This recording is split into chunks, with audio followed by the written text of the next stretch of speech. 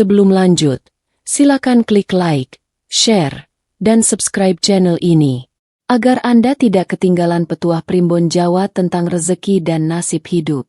Mari kita mulai.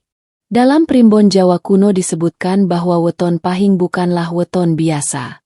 Ia lahir membawa energi diam, energi yang tidak meledak-ledak, tidak suka pamer, namun bekerja terus tanpa henti.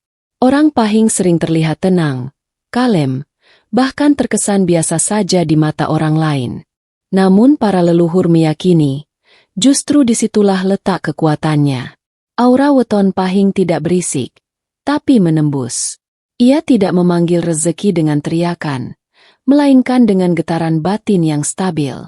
Dalam kitab Primbon disebutkan, energi pahing menyatu dengan unsur bumi dan api halus, menciptakan keseimbangan antara kesabaran dan keberanian. Inilah yang membuat banyak orang pahing tampak tidak mengejar apa-apa, tapi justru sering mendapatkan lebih. Banyak wong pahing yang sejak muda hidup sederhana. Mereka tidak rakus pada harta, tidak pula tergesa-gesa ingin kaya. Namun anehnya, dalam perjalanan hidupnya, selalu ada saja jalan terbuka. Kesempatan datang tanpa mereka cari. Orang lain yang datang menawarkan. Situasi yang tiba-tiba berubah menguntungkan. Inilah tanda awal bahwa rezeki sedang mengenali tuannya. Primbon menegaskan, weton pahing memiliki daya magnet alami terhadap kelimpahan. Magnet ini tidak bekerja karena kepintaran semata, bukan pula karena kekuatan fisik, melainkan karena batin yang tahan uji. Saat orang lain goyah oleh kegagalan, pahing justru semakin kuat. Saat orang lain panik karena kekurangan, pahing memilih diam dan bertahan. Dari sikap inilah semesta mulai bergerak. Ada satu falsafah kuno yang sering disampaikan leluhur. Wong sing ora kesusu, bakal disusul rejeki. Orang yang tidak tergesa-gesa, justru akan dikejar rezeki. Dan falsafah ini sangat lekat dengan weton pahing. Karena ketika pahing tidak sibuk mengejar uang, uanglah yang justru merasa dipanggil. Energi batin pahing menciptakan ruang kosong, dan alam tidak suka kekosongan. Maka rezeki pun mengisinya. Tak sedikit orang pahing yang baru menyadari keistimewaan ini setelah usia dewasa. Saat mereka menoleh ke belakang, mereka baru paham, mengapa hidupnya selalu diselamatkan di saat genting, mengapa selalu ada jalan keluar, dan mengapa uang sering datang di saat yang paling tidak diduga. Primbon menyebutkan, aura pahing bersinar paling terang saat ia tidak memaksa hidup. Selama ia tetap jujur, rendah hati, dan tidak iri pada rezeki orang lain, maka aliran uang akan bergerak sendiri. Bukan satu kali, tapi berkali-kali, dengan cara yang sering membuat orang lain heran. Inilah pembuka rahasia besar weton pahing, bahwa sejak lahir, ia sudah membawa tanda. Bukan dia yang mengejar uang, tapi uanglah yang perlahan, pasti, dan tak terhindarkan mengejar dirinya. Dalam Primbon Jawa kuno, weton pahing disebut sebagai weton yang memiliki rezeki berjalan. Artinya, rezeki orang pahing tidak diam menunggu, tetapi aktif bergerak mencari jalannya sendiri. Inilah sebabnya mengapa banyak wong pahing merasa hidupnya seperti diantar menuju kelimpahan, meskipun mereka tidak merasa mengejarnya dengan ambisi berlebihan. Takdir rezeki weton pahing ibarat air bawah tanah. Di permukaan tampak kering dan biasa saja, namun jauh di dalam, alirannya terus berjalan. Orang lain mungkin tidak melihat usaha batin pahing, tidak memahami kesabarannya, dan mengira hidupnya stagnan. Padahal sesungguhnya, rezeki sedang mengumpulkan kekuatan untuk muncul di waktu yang tepat. Primbon menyebutkan, wong pahing sering diuji dengan penantian panjang. Pada masa ini, mereka seolah diminta untuk percaya tanpa bukti. Uang belum datang, hasil belum terlihat, tetapi intuisi mereka berkata, tunggulah. Dan siapa yang sanggup bertahan di fase ini, kelak akan terkejut oleh datangnya rezeki yang berlipat. Rezeki pahing jarang datang secara bertahap. Ia datang sekali membuka pintu, lalu mengalir deras. Bisa berupa peluang besar yang tiba-tiba muncul, tawaran kerja yang tak disangka, usaha yang mendadak laris, atau pertolongan finansial di saat paling genting. Banyak pahing mengakui, uang datang tepat ketika mereka sudah hampir menyerah. Dalam primbon, hal ini disebut sebagai waktu tumurun, waktu ketika takdir mulai turun tangan langsung. Saat waktunya tiba, semesta seakan berkata, "Sekarang giliranmu." Pada fase ini, Wong Pahing sering merasakan hidupnya berubah cepat, yang tadinya sempit, mendadak longgar, yang tadinya berat, tiba-tiba ringan. Menariknya, rezeki weton Pahing jarang datang sendirian. Ia sering datang melalui orang lain. Ada yang datang membawa tawaran, ada yang memberi jalan, ada pula yang sekadar mempertemukan pada kesempatan emas. Inilah sebabnya Wong Pahing dianjurkan untuk menjaga hubungan, tutur kata, dan sikap hidup. Karena bisa jadi, pembawa rezekinya sedang duduk di dekatnya. Primbon juga mengingatkan, ketika rezeki Pahing mulai bergerak, jangan dilawan dengan keraguan.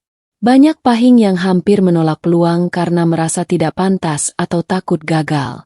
Padahal, keraguan itulah satu-satunya penghalang terbesar. Saat Pahing berani menerima, uang akan mengikuti dengan sendirinya. Leluhur Jawa meninggalkan pesan. Rezeki sing mlaku ora bakal salah omah. Rezeki yang berjalan tidak akan salah alamat. Artinya, selama Wong Pahing tetap berjalan di jalur yang benar, jujur, sabar, dan tidak serakah, maka rezeki yang ditakdirkan untuknya pasti akan sampai. Cepat atau lambat, mudah atau berliku, uang itu akan menemukan jalannya sendiri. Inilah rahasia besar bab kedua ini. Wong Pahing sejatinya tidak miskin rezeki, hanya menunggu waktu dipanggil oleh takdirnya sendiri. Dan saat waktu itu tiba, uang tidak lagi dikejar, melainkan datang berbondong-bondong mengejar dirinya. Primbon Jawa kuno menyebut bahwa setiap weton membawa getaran batin masing-masing. Namun weton Pahing dikenal memiliki getaran yang berbeda, getaran penarik. Bukan penarik manusia semata, melainkan penarik keadaan, peluang, dan terutama rezeki.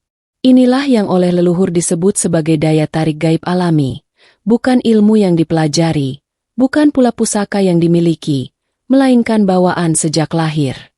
Orang Pahing sering tidak menyadari kekuatan ini.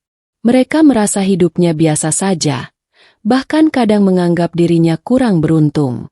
Namun jika diperhatikan lebih dalam, ada satu pola yang selalu berulang. Pahing sering dipilih tanpa meminta. Dalam pekerjaan, ia dipercaya. Dalam usaha, ia diajak. Dalam kondisi sulit, ia ditolong. Semua terjadi seolah kebetulan. Padahal Primbon menyebutnya sebagai kerja energi batin. Daya tarik gaib weton Pahing bekerja dalam diam. Semakin ia tenang, semakin kuat magnetnya. Semakin ia tidak pamer, semakin besar daya undangnya. Karena energi Pahing tidak liar, tidak meledak-ledak, melainkan stabil dan menenangkan. Energi seperti inilah yang menurut Primbon disukai semesta, karena mampu menampung rezeki tanpa merusaknya. Dalam banyak kisah turun-temurun, Wong Pahing sering menjadi titik temu rezeki. Orang lain datang membawa ide, modal, atau peluang. Bahkan ada Pahing yang tidak berniat berbisnis, namun tiba-tiba diajak bekerja sama dan justru mendapatkan keuntungan besar. Ini bukan kebetulan, melainkan akibat dari aura batin yang membuat orang merasa aman dan yakin berada di dekatnya. Primbon menyebut, magnet rezeki Pahing akan semakin kuat ketika ia menjaga laku hidupnya. Jujur dalam perkataan, bersih dalam niat, dan tidak merendahkan orang lain. Begitu Pahing melanggar ini, mulai dengki, licik, atau terlalu memaksakan kehendak, daya tarik itu melemah. Bukan hilang, tapi tertutup oleh kabut batin sendiri. Menariknya, daya tarik gaib ini sering baru terasa saat Pahing berada di titik terendah hidupnya. Ketika ia lelah, pasrah, dan berhenti melawan keadaan. Justru pada saat itulah magnet bekerja paling kuat. Primbon menyebut fase ini sebagai saat batin terbuka, momen ketika semesta bebas masuk membawa pertolongan. Leluhur Jawa berpesan, "Sing narik dudu tanganmu, nanging atimu. Yang menarik bukan tanganmu, melainkan hatimu. Itulah inti daya tarik weton pahing.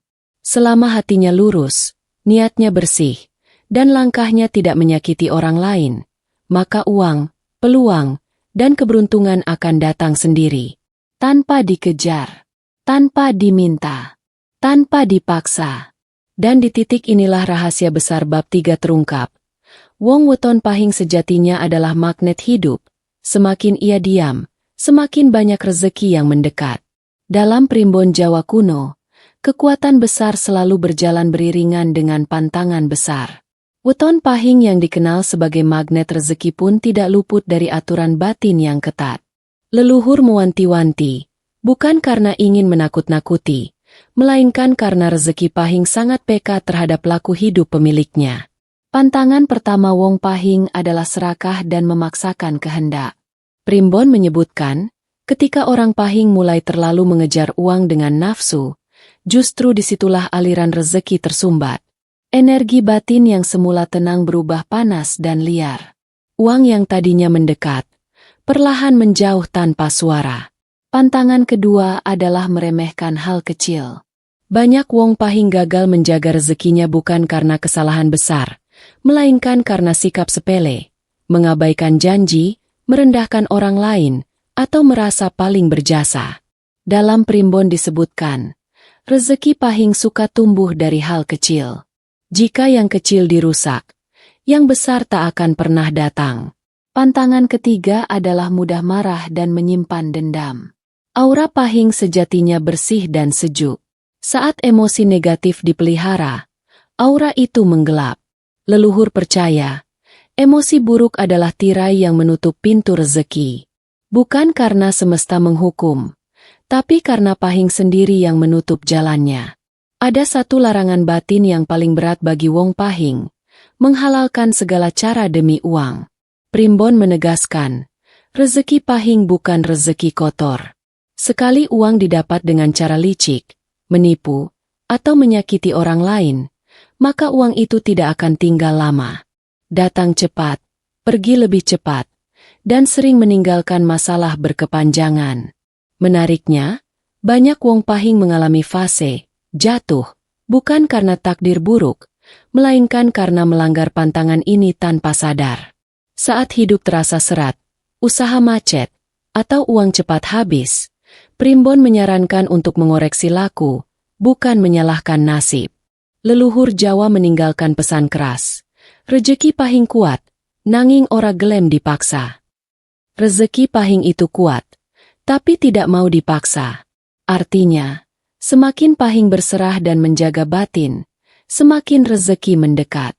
Namun semakin ia keras kepala, tamak, dan penuh emosi, semakin cepat pintu rezeki menutup. Inilah keunikan weton pahing. Ia diberi banyak, tapi juga diuji dengan kedewasaan. Bab ini menjadi peringatan penting, bahwa wong weton pahing bukan ditakdirkan miskin, namun bisa menjauh dari kelimpahan jika lupa diri. Selama ia ingat asalnya, menjaga sikapnya, dan menata niatnya, maka uang akan kembali mengejar. Tapi jika ia melanggar, uang itu akan pergi, tanpa berpamitan. Dalam primbon Jawa kuno disebutkan bahwa setiap weton memiliki waktu pinaringan, yaitu waktu khusus ketika hidupnya mengalami lonjakan besar. Bagi weton pahing, waktu ini dikenal sebagai masa emas, fase ketika rezeki yang selama ini berjalan diam-diam akhirnya muncul ke permukaan dengan kekuatan penuh. Masa emas weton pahing jarang datang di usia muda. Leluhur percaya, pahing harus lebih dulu ditempa oleh kesabaran, kegagalan, dan penantian panjang. Karena itu, banyak wong pahing yang hidupnya terasa berat di awal, seolah selalu tertahan. Namun justru dari proses inilah batin mereka menjadi kuat dan layak menerima kelimpahan besar. Saat masa emas tiba, perubahan terjadi tanpa aba-aba. Usaha yang sebelumnya jalan di tempat mendadak ramai. Pekerjaan yang dulu terasa sempit berubah menjadi luas. Bahkan ada pahing yang mendapatkan rezeki besar dari jalan yang sama sekali tidak pernah ia rencanakan. Primbon menyebut fase ini sebagai pintu terbuka, saat alam semesta tidak lagi menguji, melainkan menghadiahi. Ciri khas masa emas weton pahing adalah rezeki datang bertubi-tubi. Bukan hanya uang, tapi juga ketenangan, kemudahan, dan rasa cukup. Orang pahing mulai merasakan hidup yang lebih ringan. Keputusan-keputusan kecil menghasilkan dampak besar. Segala yang disentuh seolah menemukan jalannya sendiri. Menariknya, pada fase ini Wong Pahing sering terlihat lebih tenang daripada sebelumnya. Ia tidak jumawa, tidak berisik, dan tidak pamer. Justru sikap inilah yang membuat masa emasnya bertahan lama. Primbon menegaskan, semakin Pahing rendah hati di masa jaya, semakin panjang umur rezekinya. Namun leluhur juga memberi peringatan. Masa emas bukan untuk dihamburkan. Inilah saat terbaik bagi Wong Pahing untuk menata masa depan, membantu keluarga, dan memperbaiki kualitas hidup. Jika masa emas digunakan untuk kesombongan dan hura-hura, maka pintu itu bisa menutup lebih cepat dari yang dibayangkan. Banyak kisah turun-temurun tentang Wong Pahing yang hidupnya berubah total di fase ini. Dari kesederhanaan menuju kelapangan. Dari ketidakpastian menuju kestabilan. Semua terjadi seolah alam berkata, sekarang waktumu menikmati hasil dari sabarmu. Leluhur Jawa berpesan, waktu api kudu diugemi, dudu mung dinikmati. Waktu baik harus dijaga, bukan hanya dinikmati. Bab ini menjadi pengingat bahwa rezeki besar weton pahing bukan kebetulan, melainkan balasan dari laku hidup yang dijaga bertahun-tahun. Dan ketika masa emas itu datang, uang tidak lagi diminta. Ia datang sendiri, berulang kali, seakan tak ingin berhenti. Dalam primbon Jawa kuno, bab terakhir selalu menjadi pengunci takdir. Disinilah leluhur menyampaikan pesan yang tidak boleh dilupakan, terutama bagi wong weton pahing. Setelah semua rahasia rezeki, magnet uang, pantangan, dan masa emas dijelaskan, kini tibalah pada inti terdalam, cara menjaga berkah agar tidak pernah putus. Leluhur menegaskan bahwa weton pahing sejatinya sudah diberi jalan hidup yang jelas. Jalan itu tidak selalu lurus, tidak selalu mudah, namun tidak pernah salah. Banyak wong pahing yang di awal hidup merasa tersesat, merasa tertinggal, bahkan merasa hidupnya lebih berat dibanding orang lain. Namun Primbon menyebut, justru itulah tanda bahwa batinnya sedang dipersiapkan. Pesan pertama leluhur adalah jangan membandingkan takdirmu dengan takdir orang lain. Rezeki pahing memiliki waktu sendiri. Ketika pahing sibuk iri pada keberhasilan orang lain, ia sedang menjauh dari jalannya sendiri. Primbon mengingatkan, rezeki yang ditukar dengan iri hati akan kehilangan berkahnya. Pesan kedua adalah jaga hubungan dengan orang tua, keluarga, dan mereka yang pernah berjasa. Dalam banyak catatan Primbon, rezeki pahing sangat terkait dengan restu dan doa. Sekali hubungan batin ini rusak, aliran uang bisa tersendat tanpa sebab yang jelas. Namun saat hubungan ini dijaga, pertolongan sering datang dari arah yang tidak disangka. Pesan ketiga adalah tetap sederhana meski mampu. Leluhur percaya, kesederhanaan adalah kunci panjangnya umur rezeki. Wong pahing yang tetap rendah hati saat berkecukupan akan selalu memiliki pegangan saat keadaan berubah. Karena hidup tidak selalu di atas. Namun pahing yang bijak tidak pernah benar-benar jatuh. Ada satu pesan pamungkas yang paling kuat. Banda mung mampir, nanging berkah sing nemtokake. Harta hanya singgah, tetapi berkah yang menentukan segalanya. Inilah inti dari seluruh primbon weton pahing. Bahwa uang memang akan datang mengejar, peluang memang akan berdatangan, namun semua itu hanyalah alat. Yang paling utama adalah ketenangan batin dan kelurusan niat. Selama dua hal ini dijaga, wong pahing tidak akan kekurangan jalan hidup. Bab keenam ini bukan sekadar penutup, melainkan pengingat abadi. Bahwa wong weton pahing tidak diciptakan untuk hidup dalam kekurangan, tapi juga tidak ditakdirkan untuk sombong dalam kelimpahan. Ia dititipi rezeki agar menjadi pribadi yang kuat, bijaksana, dan bermanfaat. Dan ketika semua pesan leluhur ini dijalankan, maka satu hal bisa dipastikan, Wong Weton Pahing tidak perlu mengejar uang seumur hidupnya, karena selama ia hidup lurus, uang akan selalu menemukan jalan untuk mengejar dirinya. Jika kalian merasa video ini bermanfaat, jangan lupa klik like dan bagikan ke keluarga atau sahabat kalian. Siapa tahu ini menjadi pengingat dan pembuka rezeki bagi yang menonton.